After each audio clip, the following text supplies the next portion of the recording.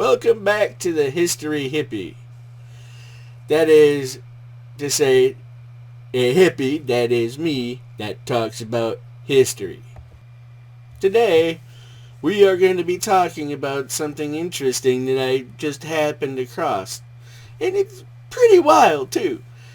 Now, picked up this book, A Tale of Two Nations, because I thought the subject matter was kind of interesting. It looks at Canada, the United States, and their relationship to each other and World War I through the lens of newspapers of the day, right?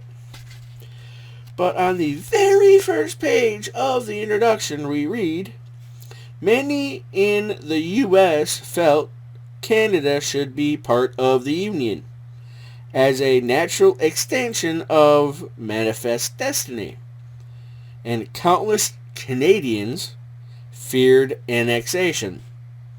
Immediately following the American Civil War, the Fenian Brotherhood, Irishmen who had served in the Union Army, conducted raids into southern Canada in the hopes of agitating Great Britain." Like, holy great Canadian bacon, Batman! That's like the plot line of that star-studded 1995 comedy, man. Like, whoa. And I was just happened to be strolling through a bookstore, and being the history hippie, I was perusing the history section, and I came across this book. They actually wrote a book about that whole thing. Like, what? Like, holy cow, man. And it's when the Irish invaded Canada.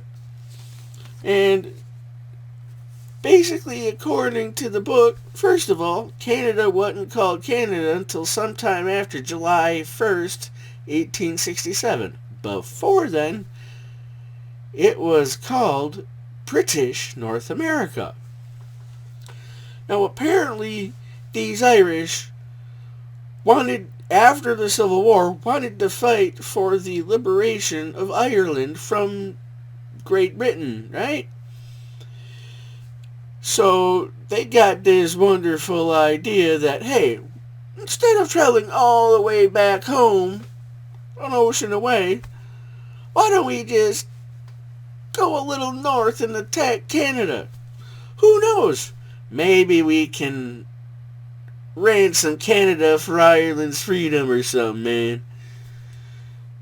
That's pretty ballsy when you think about it. And kind of crazy, to say the least. What makes it even crazier is President Johnson, that is Andrew Johnson, the guy who took over after Lincoln got shot, not LBJ, the guy from the 1960s who took over after Kennedy got shot,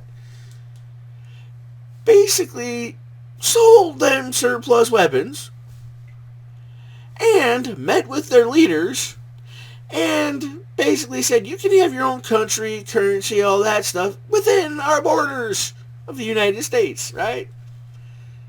And what makes it even more wild to me is that somehow Generals Ulysses S. Grant and George Gordon Meade and Edwin Stanton, the former Secretary of War, and William Seward, the Secretary of State, were roped into this whole thing. And on top of that, the Irish hit Canada 5 times.